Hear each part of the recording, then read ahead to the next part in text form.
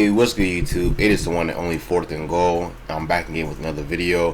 In my last video, we talked about the AFC South and what I expect from them and things like that. You know, the Colts, Texans have the most potential out the four, and then obviously the Tennessee Titans, I think they're on a downfall, and then the Jacksonville Jaguars, they're the clear-cut winners. I think they're one of the worst divisions in the NFL. There is one more division which we're going to talk about in another video, but in today's video, we're going to talk about my division, the NFC East, obviously with the Eagles, the best team in the world, obviously. And then we have the three worst teams in the league, and the Cowgirls, the Littles, and what used to be the Pinkskins, but now they're not the Commanders, the privates, basically. But no, on a serious note, let's get into the video. So the first thing we're going to talk about is obviously my Philadelphia Eagles. I think this offseason was a perfect offseason for us. We made a lot of great adjustments for us to remain great, top of the NFC, and possibly another Super Bowl run. Last year was a really great season. We brought in A.J. Brown for a first-round pick. Jordan Davis, he wasn't a every-down defensive tackle, mainly because we had a lot of depth still, and we added more depth throughout the season, like Linval Joseph, the Dominic Sue, and he just played his role. He played it really well, I think. And I think this year, him and Jalen Carter and Fletcher Cox, I think he's going to take more of a number one role, and Jalen Carter is going to play that number three role, and then obviously Fletcher Cox can be like the mentor. But the other parts of our D line, it got a lot better because we added Nolan Smith, another DN, and mind you, we already had Hassan Reddick. He had about 12 sacks. We had Brandon Graham, and we also had Josh Sweat.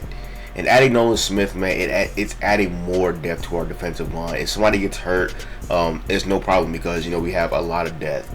But going to linebacking core, we did lose Kaiser White and TJ Edwards. They move on to different teams, get their money and things like that. I did not see them long-term players. I thought they were really good one-year players. I'm really excited to see Nakobe Dean. I think that is my breakout player. I think Nakobe Dean is going to break out to a really solid tackling linebacker. Nothing like a Foyside, Olakun, or Fred Warner, but just a solid linebacker, and that's what he needs to play. It's just solid play. Our linebacker too, I don't really know who's going to be there, but in our secondary, man, listen, I know that Chauncey left the team, went to Detroit. He wanted to get like a long-term deal, but he plays a position that really doesn't get long-term big money, at that free safety position and things like that. But adding Sidney Brown, I thought we would get Deion Branch from Alabama, but I think Sidney Brown, I think he's going to play well for us, man. And I think his rookie year, I think he'll play just a solid role, just a solid little coverage safety, nothing too fancy out of him and things like that. Obviously, us keeping James Bradbury and Darius Slay. Yes, they're getting older, but I mean, they are top 15 corners, and I don't think there is no question about that. So I think our defense, man, it stayed intact for the most part, and we added some more defensive line pieces to make us even more better on our offense side of the ball. I love the move.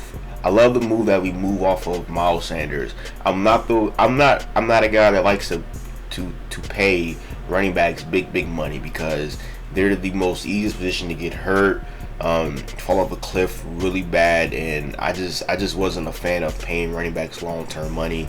I love how we replaced him with DeAndre Swift, the Philly native himself, man. That's going to be really exciting. Him and Jalen Hurts, and we're going to go crazy this year, man. But we also added, I think, Rashard Penny from Seattle, right? It was Seattle, I think, yeah. Just some more running back depth, and then obviously still got Boston Scott. And then our receiving core, obviously, it's still the same. A.J. Brown, D.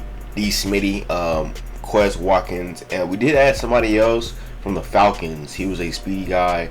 I don't know how to say his name. His name is probably on the screen right now, but we added him. So again, just our offense, everything stayed intact. We didn't really lose any major pieces. So I'm really excited for this team. I can see us winning about the same amount of games, 13 to 15 games, maybe even 16, 17, no, but 13 to 15 games, maybe 16.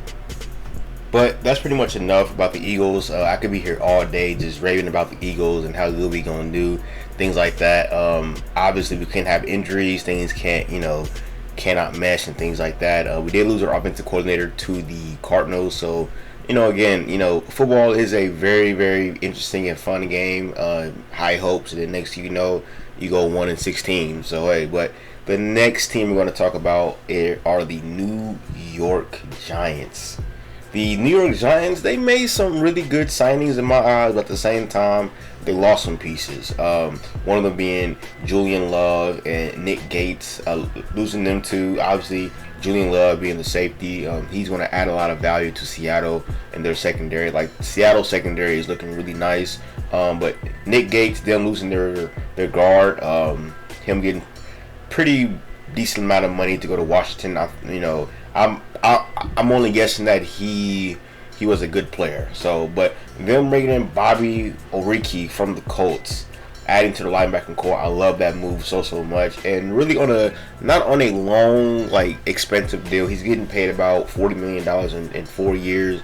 And them signing Daniel Jones to a relatively cheap deal. I know it's not like cheap as in like 4 years, $5 million, but him getting paid $40 million, I think that's going to be like the standard for what a starting quarterback is going to get paid in the next couple seasons, because pretty soon these dudes are going to be getting paid $60-70 million per year.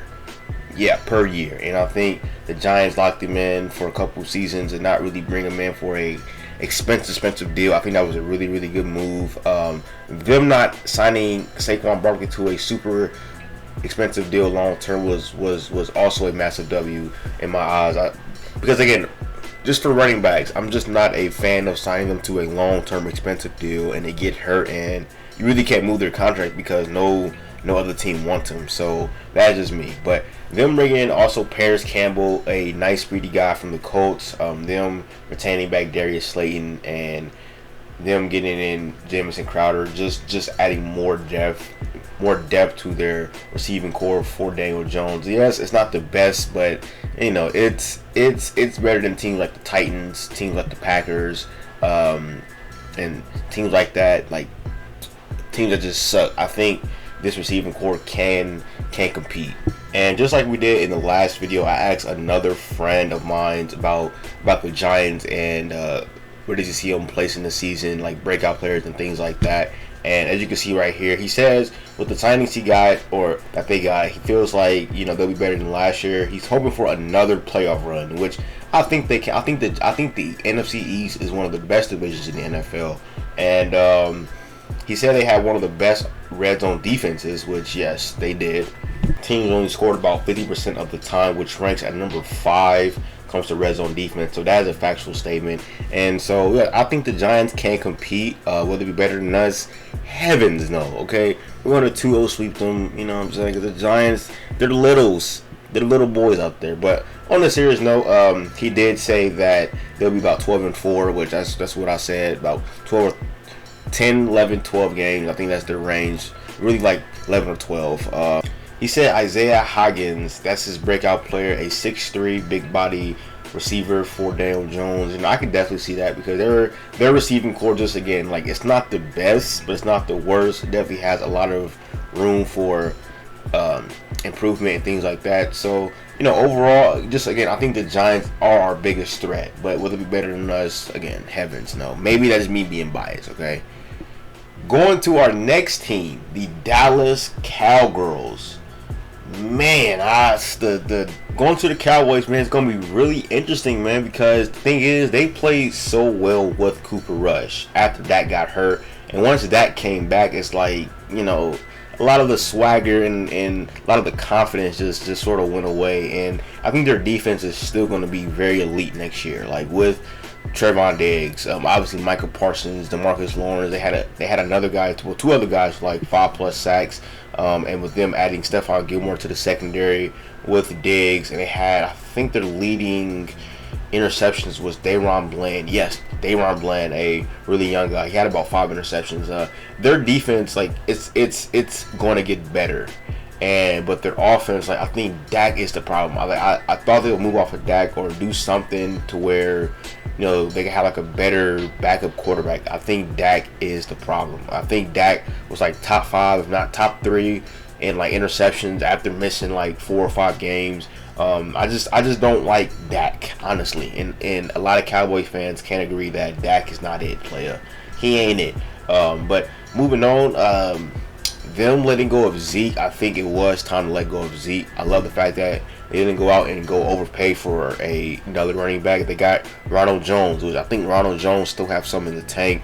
I think him going to Kansas City, if not, did he get hurt in Kansas City or something like that? I have no idea. But I think this year can be his bounce back year because in Tampa Bay he showed a lot of flashes and a lot of potential, but it just didn't really pan out. And he went to another team to get more money. But now he has 2 Super Bowl rings, so hey, I guess he's the one on top laughing. But I can definitely see the Cowboys winning about 8. It just depends on that 8 to 12 games. Again, I know it's like very like volatile, like 8 games, 12 games, like pick one, like be a lot more closer, but it just depends on how well or how poorly does Dak play. I think the defense is going to be there. I think Tony Pollard, CD Lamb, like these guys are going to be there showing out. It's just how well does Dak play or how poorly does Dak play. So maybe I'm wrong. Maybe there's something that I'm not seeing. If you're a Cowboys fan, like, give me your thoughts on this. Like does the team drive off of Dak? But finally, going to our last team, the Washington Commanders. And this team has a lot of potential to be like really scary, man, if they play their cards right. They made a lot of good moves to really play, that they're showing that they're playing their cards right. Obviously, them getting a new offensive coordinator, the Chiefs coordinator, Eric, I'm not saying his last name, I think it's Bellamy, yes, something like that. But and then them also like Sam Howell. A lot of Commander fans, a lot of NFL fans, Sam Howell is their next QB1. He's better than Carson Wentz. He's better than anybody else the Commanders have had the last couple seasons. Sam Howell is their next QB1. I did not know this, but he was supposed to be like a really top quarterback pick in his draft, but he fell to the Commanders' hands later in the draft, man. So the Commanders, man, they got a lot of problems in their roster, but very similar to the Dallas Cowboys. I think their quarterback play is going to determine how well they'll be, because last year they was ranked like bottom 10 in scoring, but they have the receiving core, they have the running backs to actually be a really good offense. Just a matter of, can the quarterback be good? And the thing is, he doesn't have to be Patrick Mahomes or Carson Wentz back in 2017, the best quarterback of all time, obviously. But no, on the serious note, he doesn't have to be a superstar level. He just has to be a decent quarterback. Don't turn the ball over. Don't throw 30 touchdowns and 32 interceptions. Don't do anything crazy. Just play decent. Again, nothing like Patrick Mahomes, but don't go Alex Smith mode and be scary. It's hopefully Sam Howell does blossom into a really good quarterback, because he has all the weapons there. He has the offensive coordinator there, and the defense is still playing at a really good level. Again, there was top 10 in scoring defense, and them still having Daron Payne, Montez Sweat, and Jonathan Allen, and Efe Obabda, I guess how you say his name. Them all still being there, playing at a really good level, and then obviously them getting back Chase Young, them adding Emmanuel Forbes. Like I told people, they need to get a defensive playmaker, and getting back Cameron Curl, Kendall Fuller. Like the Commanders, they look really good, man. It's just the quarterback play has to be consistent. It has to be very good, and we thought Carson Wentz was going to be that. After having a messy situation in Philly, leaving, having a a borderline bad year in 2021 in Indy. In 2022, he didn't really play that good. And Taylor Heineke, yes, he was decent. I mean, but like Taylor Heineke, he's a backup quarterback. Like, he's not a starting quarterback that can lead you 17 games, honestly. But hopefully Sam Howell does really blossom again. And I think their breakout player, Sam Howell, most improved player, I mean, I guess Chase Young. I mean, I don't know, because Chase Young, they did decline his 5th-year option. So it's this is his last opportunity, I guess. So hopefully he improves and become reliable, because the best ability is availability, folks, like they said back in the old days. But yeah, I can see the Commanders winning about 9 or 10 games. Not 9 or 10 games. I don't see them. Well, maybe that's a little bit too much. 7 to 9 games. Yeah, 7 to 9 games. And just again, how well can Sam Howell play? I don't really see them like being a threat in the NFC as much as some Commanders fans see them to be in. But no, I can see them winning about 7 to 9 games. Definitely given like all other teams in the division problems, like they do every year. But I don't see them making a big push, a playoff run, or anything like that. At least not right now. Again, Sam Howell, I think he's, it's going to be his 1 year, his growing pain year, and then next year we could revisit it. But hopefully. But with all that being said, folks, that's going to be it for this video. If you like the video, make sure you like, comment, and subscribe, man. More video like this is going to come out later on. Training camp is almost here. Preseason is almost here, and that means the NFL season is almost here, man. So it's your boy, Fourth and Goal, and we are out, man. Peace.